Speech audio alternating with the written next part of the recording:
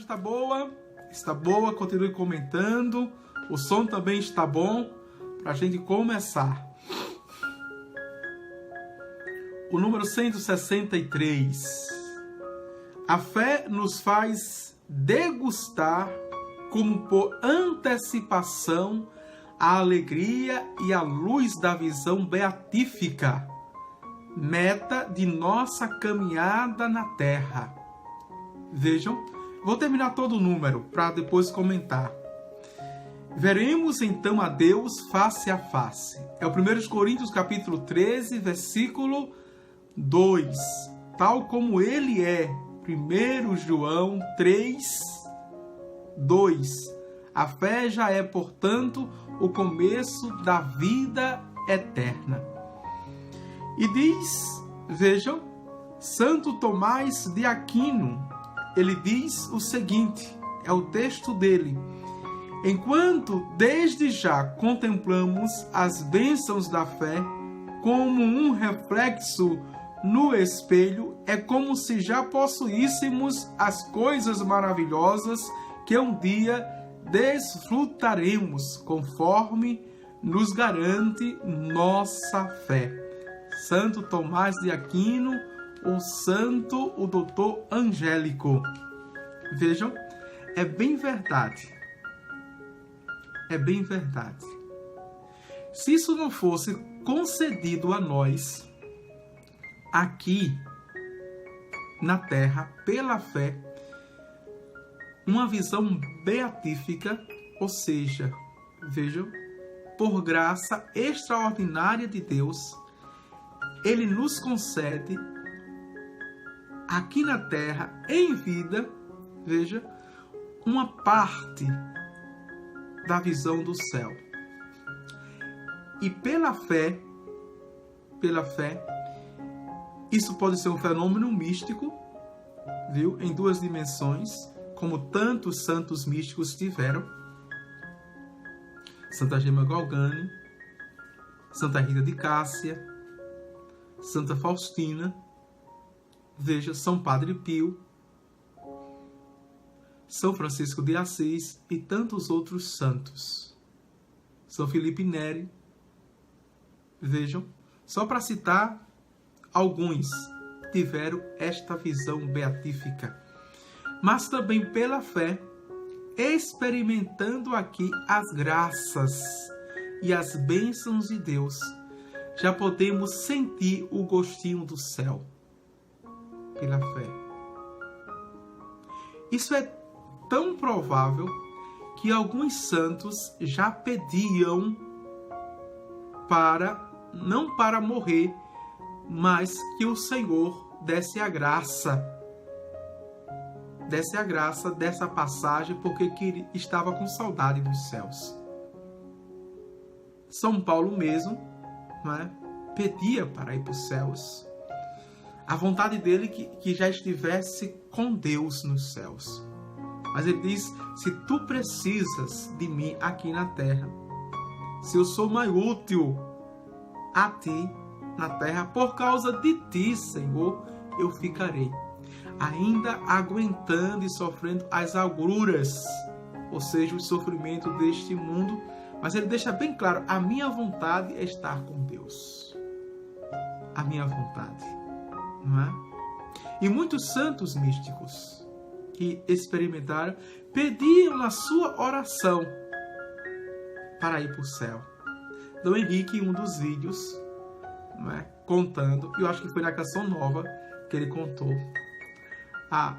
ao professor Felipe Aquino e à plateia que estava vendo e ouvindo, que no tempo que ele era padre tinha uma irmãzinha, não é, idosa, que já chegando aos 100 anos, e que ele viu, enquanto que era seminarista, ela fazendo esta leitura e prece. Foi lá no Santíssimo e disse, homem, me leve logo, homem. Te esqueceu de mim, foi? Veja. Por quê? Porque quase todas as irmãs do tempo dela e da época dela, já tinha morrido, já tinha ido para os céus, e ela ficou. Veja, e ela queria ir logo para os céus. Não precisa ter fenômeno místico, como fala o Catecismo da Igreja Católica, mas ter uma fé que compreende, uma fé que acolhe e uma fé que agradece, que reconhece a graça de Deus na sua vida. Eucélia Ramos diz: boa tarde, sua bênção, estou acompanhando as aulas, mesmo que depois elas são maravilhosas. Deus lhe abençoe em sua caminhada sacerdotal. Amém. Marli Domingo diz: é verdade. Vamos para o número seguinte, 164. Por ora, todavia, caminhamos pela fé, não pela visão, diz o apóstolo Paulo na segunda carta aos Coríntios, capítulo 5, versículo 7. E conhecemos a Deus como que em um espelho, de forma confusa, imperfeita. É o 1 Coríntios, capítulo 13, versículo 12. Luminosa em virtude daquele em que ela crê. A fé é muitas vezes vivida na obscuridade. A fé pode ser posta à prova. O mundo em que vivemos muitas vezes parece estar bem longe daquilo que a fé nos assegura. As experiências do mal e do sofrimento, das injustiças e da morte parecem contradizer a boa nova. Pode abalar a fé e tornar-se para ela uma tentação. A época atual, o tempo atual, não é uma provação para a fé. É uma, veja, tribulação da fé. Tudo que está acontecendo, além do Covid-19, do coronavírus, veja,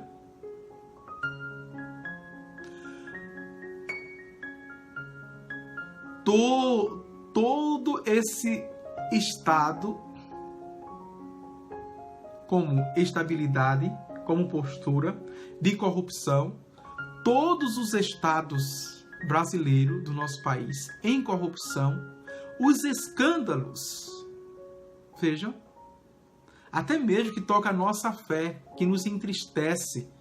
Jamais desisti dessa igreja, mas nos entristece nas mídias nacionais, de pessoas públicas que têm grande influência, e você já sabe o que eu estou falando, nesses últimos meses, esses últimos tempos, não é?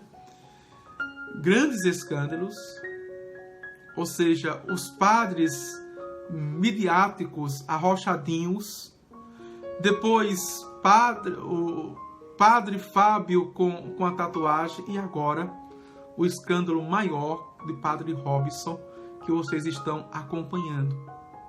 É uma fé que é aprovada, é uma fé que é atribulada, vejam. E cuidemos nós, que estamos de pé para não cairmos. É o que nos alerta o primário dos apóstolos, o Papa Pedro. Veja, São Pedro nos diz. É uma fé que nos machuca, dói, entristece, angustia. Mas ao mesmo tempo, é esta fé que é abençoada, que nos faz, veja, começar aqui na terra uma vida eterna.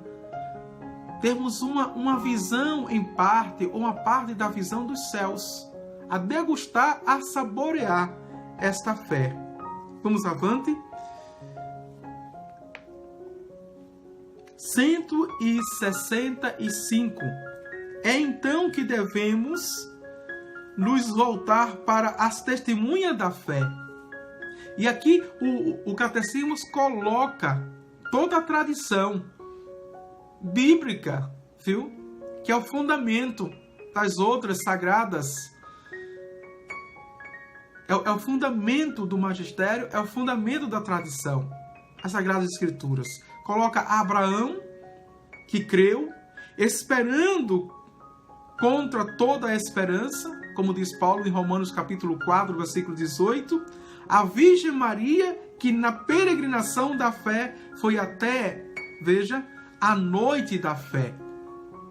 Como deixa muito claro, até então o Papa João Paulo II, quando escreve a Redemptio ou Reptorio Mater, a redenção de Maria, ou a redenção materna. Veja, comungando com o sofrimento do seu filho e com a noite do seu túmulo, e tantas outras testemunhas da fé, com tal nuvem de testemunhas ao nosso redor, rejeitando todo o fardo e o pecado que nos envolve, corramos com perseverança para o certame que nos é proposto, com os olhos fixos naquele que é autor e realizador da fé, Jesus Cristo, como diz Paulo, a carta aos Hebreus, capítulo 12, versículos de 1 a 2. Então, se os homens de fé atuais, que deveriam dar testemunho de fidelidade, de amor, de dedicação, de responsabilidade, de compromisso, de zelo, de cuidado, veja, e não estão dando, a gente recorre ao acervo da nossa fé, a nossa tradição. Como diz o Catecismo da Igreja Católica, tem uma nuvem de testemunhas, desde o Antigo Testamento ao Novo Testamento e na história da igreja, de homens e mulheres que foram fiéis, que experimentaram a vida eterna aqui na terra dentro dessa igreja. Uns que se desgastaram no tempo foi o martírio branco e outros que deram a vida por esta igreja com o martírio vermelho, o derramamento de sangue.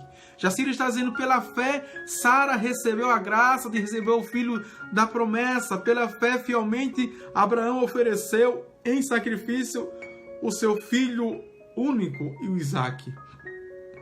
Solange Carmo, olá, boa tarde, Padre, a sua bênção, Deus te abençoe. Vejam, então ficar firme e forte. Não abandonar esta igreja. E nós já estudamos isso, já vimos para os novos, não é? Não é a igreja que peca, porque ela é santa. Infelizmente somos nós que somos os seus membros e os seus filhos. A igreja é santa e é mãe misericordiosa. E espera a nossa volta, a nossa conversão, tá certo? Terminamos. Vamos entrar no artigo, mas antes de entrarmos nesse artigo, eu quero terminar no DESIG aquele documento de filhos que nós começamos e vamos terminar hoje. Paramos exatamente aqui, no número 3017, que diz assim: pois a doutrina da fé que Deus revelou não foi proposta como uma descoberta filosófica a ser aperfeiçoada pelas mentes humanas, mas foi entregue à esposa de Cristo como depósito divino a ser por ela fielmente guardada, infalivelmente declarada. Quem é essa esposa da igreja está falando, não é? Veja, categoricamente da Igreja Católica. Daí que sempre se deve manter aquele sentido dos sagrados dogmas que a Santa Mãe Igreja uma vez declarou, e jamais, nem a título de uma inteligência mais elevada, é permitido afastar-se deste sentido original. Cresçam, pois, e multiplique-se abundantemente tanto em cada um como em todos, tanto no indivíduo como em toda a igreja, segundo o progresso das idades e dos séculos. A inteligência, vejam, a ciência e a sabedoria, mas somente no gênero próprio dela, isto é, no mesmo dogma, no mesmo sentido e na mesma sentença. É o que diz o Catecismo. E esse documento aqui, vejam que maravilha. nada, o poder dos infernos, nada de prevalecer contra essa igreja. E vamos ver os cânones que falam sobre a fé.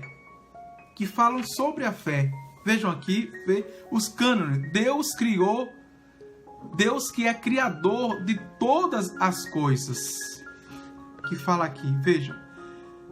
Primeiro, se alguém negar que há um só Deus verdadeiro, Criador e Senhor das coisas visíveis e invisíveis, seja anátema, fora da igreja. Aqui são os dogmas da criação, viu? Se vocês não sabem ainda, aqui são os dogmas da criação. Vou repetir. São 5 dogmas que aqui tem, vejam. Se alguém negar que há um só Deus verdadeiro, em 3 pessoas, mas um só Deus, e esse Deus é Criador e Senhor das coisas visíveis e invisíveis, seja anátema. Segundo, se alguém não se envergonhar de afirmar que além da matéria nada existe, seja anátema, excomungado. Terceiro, se alguém disser que a substância ou essência de Deus é a mesma que a substância ou essência de todas as coisas, seja anátema. Se alguém falar, em última análise, que as criaturas criadas por Deus são iguais a Deus, está fora da comunhão da igreja. É excomungado. Quarto, se alguém disser que as coisas finitas, tanto as corpóreas como as espirituais, ou ao menos as espirituais, emanaram da substância divina, ou que a essência divina se faz tudo pela manifestação ou evolução de si mesma, ou finalmente que Deus é o ser universal ou indefinido que, determinando-se a si mesmo, constituiu a universalidade das coisas, distinta em gêneros, espécie e indivíduo, seja anátema. Vejam. Quinto, se alguém não professar que o mundo e todas as coisas nele contidas, tanto as espirituais como as materiais, foram por Deus produzidas do nada segundo toda a substância, ou disser que Deus criou, não por vontade livre de toda necessidade, mas com a mesma necessidade com que necessariamente se ama a si mesmo, ou negar que o mundo foi feito para a glória de Deus, seja anátema. Veja como a igreja é coerente, como a igreja é fundamentada na palavra de Deus. É como está nos 2 primeiros capítulos do Gênesis que nós vimos. Deus criou do nada com a só palavra. Quando nos criou, criou com atos. Ele mesmo. A palavra que se fez. Veja. É o que tem aqui. E é dogma. É dogma. O dogma da fé. Vamos mais para dogma, para deixar bem claro a nossa fé. Vejam. Dos cânones. 2.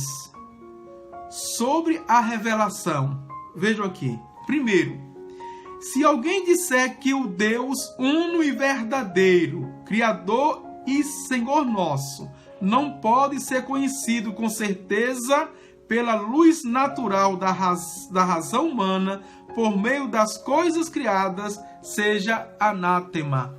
Aquilo que nós estudávamos ontem é dogma. Veja só. É dogma de fé. Que pela razão natural, pelas coisas criadas, nós podemos conhecer Deus. Segundo, se alguém disser que não é possível ou não convém que o homem seja instruído pela revelação divina sobre Deus e o culto a Ele devido seja anátema, excomungado da igreja.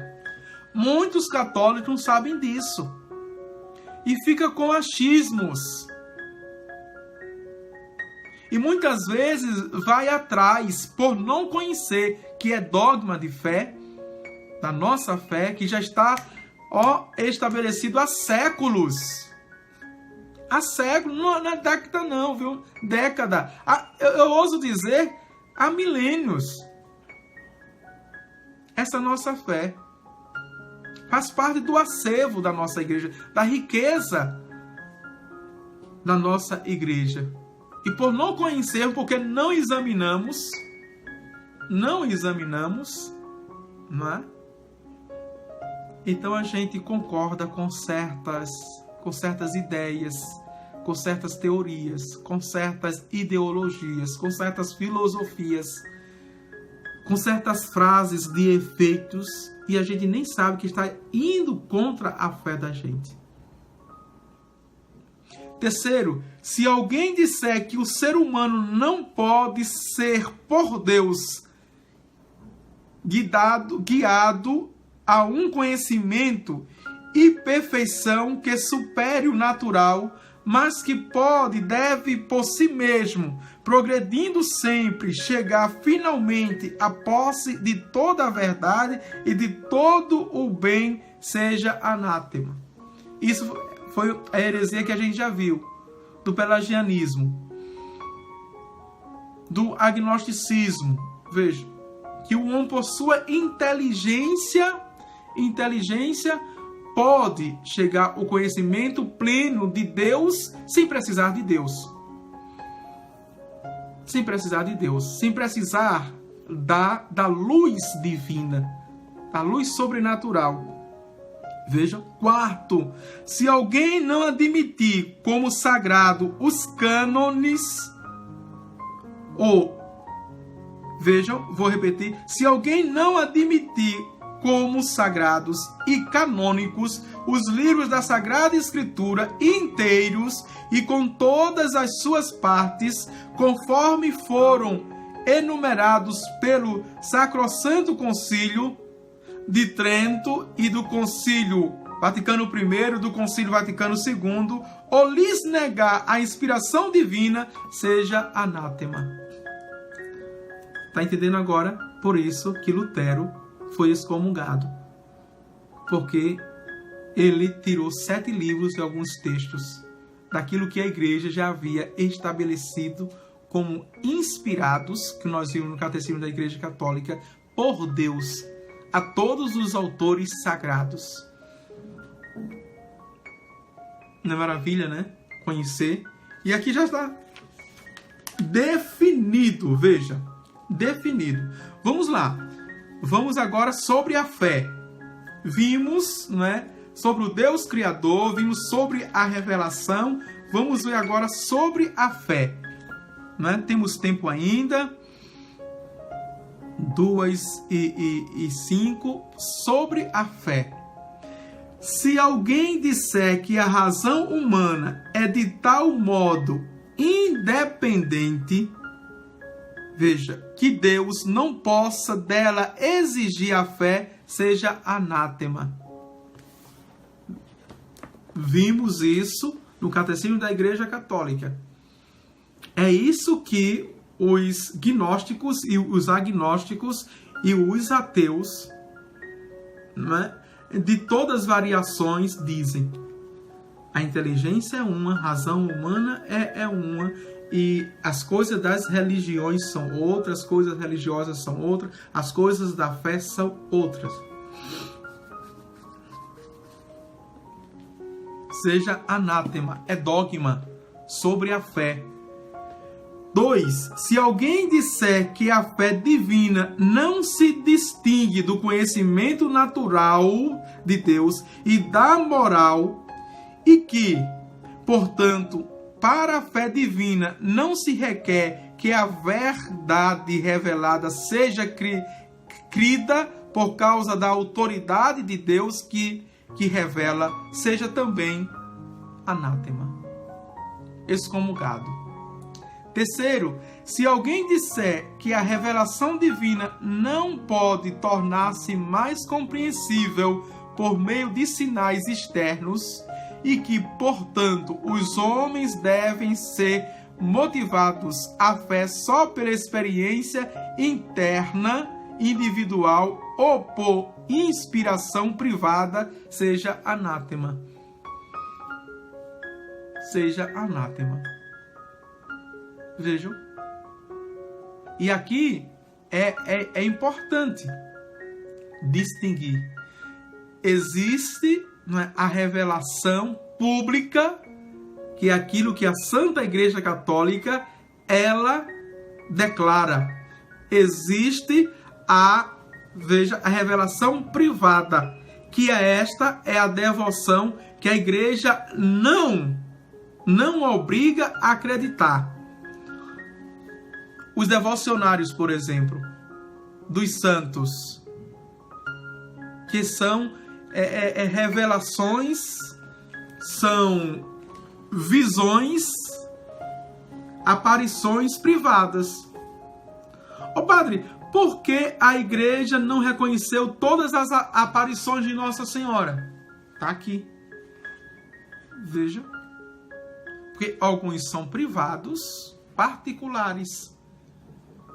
E a igreja, primeiro, como prudente e discernente que é, ela acompanha e investiga para depois tornar público e dizer que é dogma de fé. E aí, com segurança, a gente acredita. Com segurança. Vamos lá? Quarto, se alguém disser que não pode haver milagres e que, portanto, todas as narrações sobre eles, também as contidas nas Sagradas Escrituras, se deve relegar ao reino da fábula e do mito, ou disser que os milagres nunca podem ser conhecidos com certeza, nem se pode por eles provar a origem divina da religião cristã, seja anátema. Que muitos negaram, veja, o poder e os sinais dos milagres. O próprio Jesus sentiu isso da boca dos fariseus. É por dedo de Beelzebu que ele expulsa os demônios, não é? O próprio Jesus foi também, tido como taumaturgo, ou seja, um milagreiro. Identificaram os milagres que Jesus fazia com os mesmos milagres que os videntes, os delfos, os gurus faziam. Quando Jesus, é o terceiro exemplo que eu estou dando, bíblico. Quando Jesus perguntou, que foi o evangelho de domingo, está fresquinho para a gente, perguntou, o que dizem os homens ser o filho do homem? Vejam. Compararam Jesus com os profetas. E os profetas que faziam fenômenos. Porque foi Elias, João Batista e Jeremias. Os profetas poderosos confundiram Jesus. Veja como o catecismo da Igreja Católica é preciso. E os nossos bispos também. Quinto, se alguém disser que o assentimento da fé cristã não é livre, mas resulta necessário dos argumentos da razão humana, ou que a graça de Deus só é necessária para a fé viva, que opera pela caridade, seja anátema também. Quer dizer que a fé genuína da igreja e que a igreja proclama precisa de muletas, precisa de sinais extraordinários. E aqui mais um exemplo bíblico fundamentado. O povo, quando pediu sinais, motivado pelos fariseus e os saduceus, mostra-nos um sinal, veja, para que acreditemos em ti. E Jesus disse: gente perversa, a essa geração não será dado nenhum sinal, senão o sinal de Jonas. Qual foi o sinal de Jonas? Sinal da penitência, sinal da conversão. A conversão. Geração incrédula. Vamos avante. Sexto, para terminar, sobre os dogmas sobre a fé.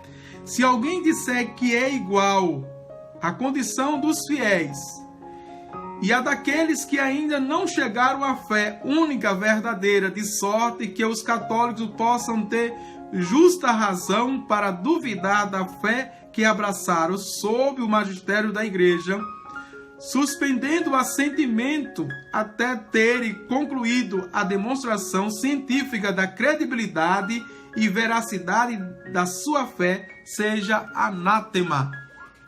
Olha o que diz o último ponto. Veja. Eu não tenho que acreditar. Não tenho que acreditar nas coisas invisíveis. Eu não tenho que acreditar no sobrenatural. Eu não tenho que acreditar no divino. Eu não tenho que acreditar nas coisas sagradas. Veja. Somente se a ciência e a razão humana comprovar. Não, está acima. Já vimos que a fé está acima da ciência. Que a filosofia é a Antila, a serva da teologia. E tem muitos bons bispos, muitos bons padres, muitos bons religiosos e religiosas, que tudo é ciência, não é? Tudo é filosofia. Claro que a gente tem que ter prudência. Um exemplo, sobretudo no ministério que a igreja me deu de exorcista. E aqui a gente dialoga com a ciência psiquiátrica, a ciência psicoterapêutica, a gente dialoga. Mas a última palavra é do exorcista. Não é do psiquiatra, não é do psicólogo. A última palavra é do exorcista. Ele, por isso que o Gabriel e a morte, não é, pedia, diante de toda a confusão, todo o embaraço, toda a incerteza e dúvida, pedia para fazer o exorcismo diagnóstico. Só assim ia haver. Porque psiquiatra não perturba o diabo. Psicólogo não perturba o diabo. Mas o exorcista, através das orações, perturba o diabo. Entendeu? Vamos avante. Agora sobre a fé e a razão, para a gente terminar este documento. Primeiro, se alguém disser que na revelação divina não há nenhum mistério verdadeiro e propriamente dito, mas que todos os dogmas da fé podem ser compreendidos e demonstrados pela razão devidamente instruída, partindo dos princípios naturais, seja anátema. Olha aqui, veja. São os dogmas sobre a fé e a razão, que diz claramente já no primeiro que nem sempre a razão natural compreende. Nem sempre. E a gente não pode colocar sob, embaixo. Aquilo que eu falei anteriormente. Segundo, se alguém disser que as ciências humanas devem ser tratadas com tal liberdade que as suas afirmações, mesmo quando contrárias à doutrina revelada, possam ser retidas, veja, como verdadeiras e não possam ser proscritas pela igreja, seja anátemas. Ou seja, a ciência falou, está falado. A ciência falou, ponto final. A ciência falou, é absoluto. Este está fora da comunhão da igreja. Terceiro, se alguém disser que, às vezes, conforme o progresso das ciências, se pode atribuir aos dogmas propostos pela igreja um sentido diverso daquele que ensinou e ensina a igreja, seja anátema. Veja, de uma vez que um dogma foi estabelecido, a ciência pode crescer, pode evoluir, pode progredir, mas ela não diz mais nada sobre aquele dogma de fé da Santa Igreja Católica. Não pode tirar nem acrescentar mais nada. Essa é a nossa igreja. Essa é a nossa igreja. Veja que tesouro. Quantos dogmas para cada artigo da fé. Veja, daqueles 12 artigos, como vai ver, existem dogmas já estabelecidos. Dogmas estabelecidos. Que muitas vezes nós nos perdemos por termos resistência aos dogmas, que são revelações claras, racionais da nossa fé, e não conhecemos. Pecamos mortalmente por causa disso. Tá certo? Quando tiver que voltar para esse livro aqui, ó, que tem todos os documentos e dogmas estabelecidos, nós voltamos. Vamos dar continuidade, avante. Ainda faltam 15 minutos. Então vamos entrar no segundo artigo da nossa fé. Pode comentar, a Jacira está aqui comentando, ela diz: pela fé o homem submete completamente a Deus, a inteligência e a vontade, com todo o seu ser. Com todo o seu ser, o homem dá assentimento a Deus revelador. A Sagrada Escritura chama a obediência da fé a esta resposta do homem a Deus revelador. Isso mesmo, Jacira. É isso mesmo. Vá contribuindo, vá postando, vá comentando, né? Os outros alunos também. Comentem. Edilson Gomes está chegando. A sua bênção, Deus te abençoe. Vamos lá? Então, temos como título deste artigo 2º, Nós Cremos. Vimos que o primeiro artigo é Eu Creio. Vamos agora para Nós Cremos, que é o 166, o número. A fé é um ato pessoal. A resposta livre do homem à iniciativa de Deus que se revela. Ela não é, porém, um ato isolado. Contudo, veja, ninguém pode crer sozinho. Assim como ninguém pode viver sozinho. Ninguém deu a fé a si mesmo. Assim como ninguém deu a vida a si mesmo. O crente recebe a fé de outros. Deve transmiti-la a outros. Nosso amor por Jesus e pelos homens nos impulsiona a falar a outros de nossa fé. Cada crente é como um elo na grande corrente dos crentes. Não posso crer sem ser carregado pela fé dos outros, e pela minha fé contribuo para carregar a fé dos outros. Que maravilha! Não sei se vocês estão chegando à compreensão e estão se reportando ao que eu vou agora reportar. Veja. Existe o magistério da igreja, a hierarquia, que transmite esta fé, ok?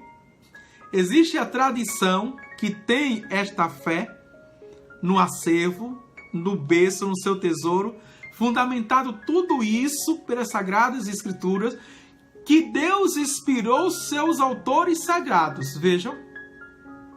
E aí é o nós.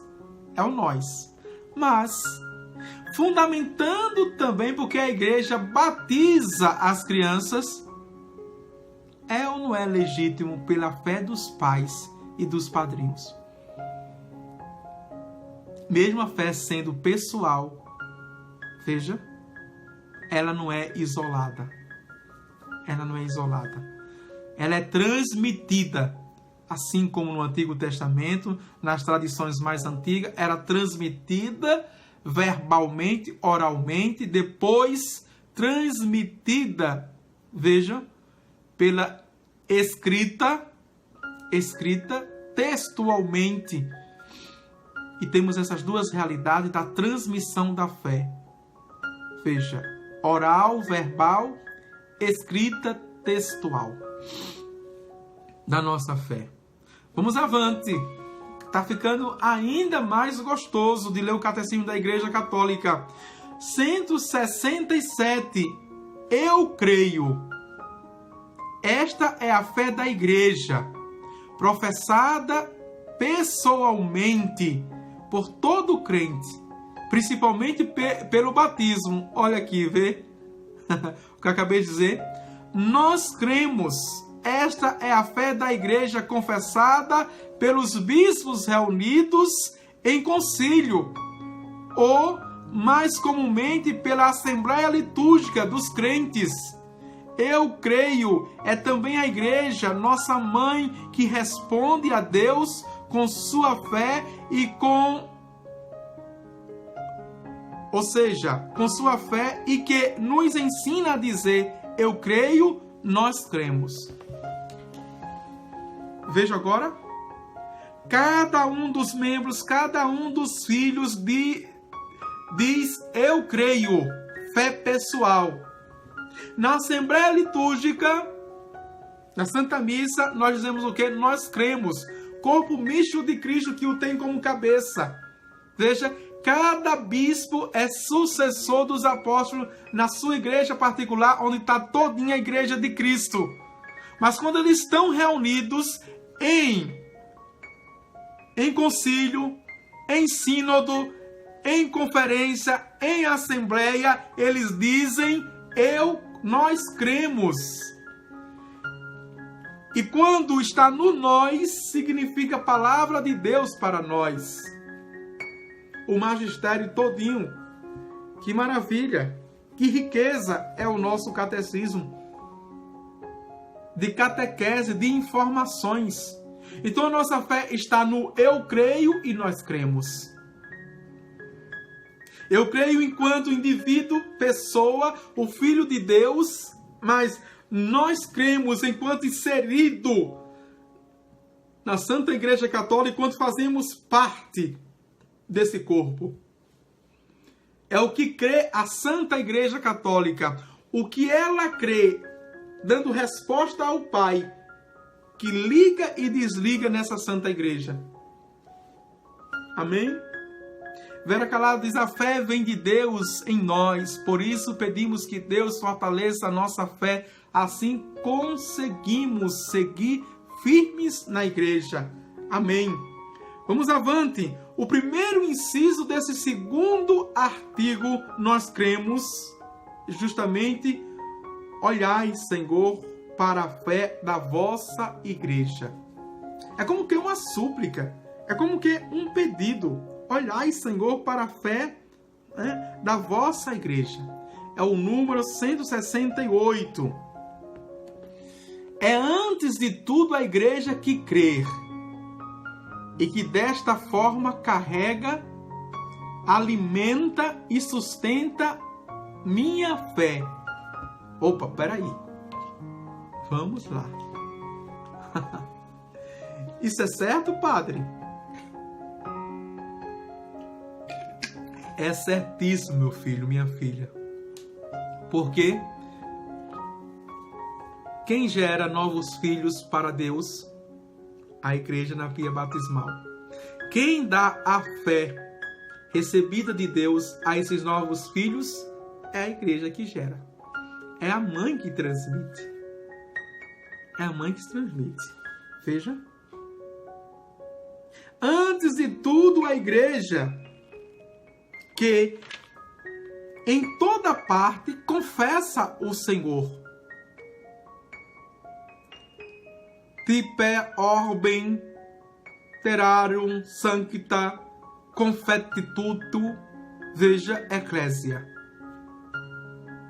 É ela que confessa. a Assembleia, a Igreja. A voz por toda a terra proclama a Santa Igreja. Significa o que eu li em latim. E por isso que nós cantamos nas solenidades, ou deveríamos cantar o ter deu. Esse grande hino de louvor. E com ela e nela também nós somos impulsionados e levados a confessar. Eu creio, nós cremos. É por intermédio da igreja que recebemos a fé e a vida nova no Cristo pelo batismo. No ritual romano, o ministro do batismo pergunta ao catecúmeno: o que pedes à igreja de Deus? E a resposta é a fé. A fé. O primeiro dom infuso. Veja, e que te dá a fé? É a segunda pergunta. A fé me dá a vida eterna. Guarde no coração. Guarde no coração. Isso a gente não tem que, veja, esquecer. Está no rito do batismo. O ministro diz: o que pedes à igreja de Deus? Ele diz a fé. E o que te dá esta fé que tu pedes? A vida eterna. Nós recebemos a fé para a vida eterna, como vimos no artigo 1º e já no último, nas 7 características da fé, na última. Veja, aqui já recebemos a vida eterna e degustamos a vida eterna. Que maravilha! Pode comentar, pode postar, não é? Veja, Gorete diz: fé pequena, palavra que nos leva a grandes conquistas. É verdade. Gracinha Zeleide diz: que Deus abençoe todos os padres. Amém. Veja, Micheli Palma diz: abençoado seja o Senhor, Padre, que bênção esta catequese maravilhosa. Sou de Braganey, Paraná. Abraço para o Senhor, que Deus continue lhe abençoando. Amém. Olha aí para Paraná, seja bem-vinda. Marli Domingos, que Deus nos enriqueça com sua palavra e aumente em nós nossa fé. Amém. Vera Calado, a fé, ela diz, deixa eu ver aqui, a fé, a vida eterna. Jacira diz: quem crê anuncia. O anúncio de Jesus e de sua boa nova se torna fundamental para a vida dos discípulos. Não seria possível conhecer Jesus sem as palavras e o testemunho dos primeiros discípulos. Eles nos contaram o que Deus fez naqueles dias e que até hoje tem significado para nós. Deus é amor, Ele nos ama em Jesus. Nós devemos amá-lo para sermos felizes. Amém. Vejam só, não é? Que esta igreja, que dela nós recebemos. E do eu nos faz o nós. Vamos avante. Número 169. Para terminar, para irmos amanhã o segundo inciso. Veja, a salvação vem exclusivamente de Deus. Mas, por recebermos a vida de fé por meio da igreja, esta última é nossa mãe, a igreja é nossa mãe. Nós cremos na igreja como a mãe de nosso novo nascimento. E não como se ela fosse a autora de nossa salvação. Por ser nossa mãe, a igreja é também a educadora de nossa fé. Veja, a igreja gera, a igreja cria, a igreja educa na nossa fé. Mas, autenticamente, ela é consciente que quem salva é Deus, certo? Mas Deus quis, nos seus infinitos desígnios, de salvar por esta igreja, por esta mãe. De salvar. De confiar a ela a nossa salvação. Amém? Vamos terminar aqui. Amanhã nós terminamos né? E vamos para os nossos símbolos da fé, para que na segunda-feira entremos na segunda sessão, que é a profissão da nossa fé cristã, o símbolo da fé. E aí vamos entrar no primeiro símbolo apostólico, né, do credo, que tem 12 artigos. Primeiro eu quero dividir os 12 artigos para deixar claríssimo, que a gente tenha mesmo claro quais são os 12 artigos da nossa fé. Que vocês anotem, porque vamos estudar um por um. Tá certo? Ter isso muito claro, guardado na mente, guardado no coração e na alma, para não nos perdermos. Não nos perdermos. Vamos parar por aqui, não é?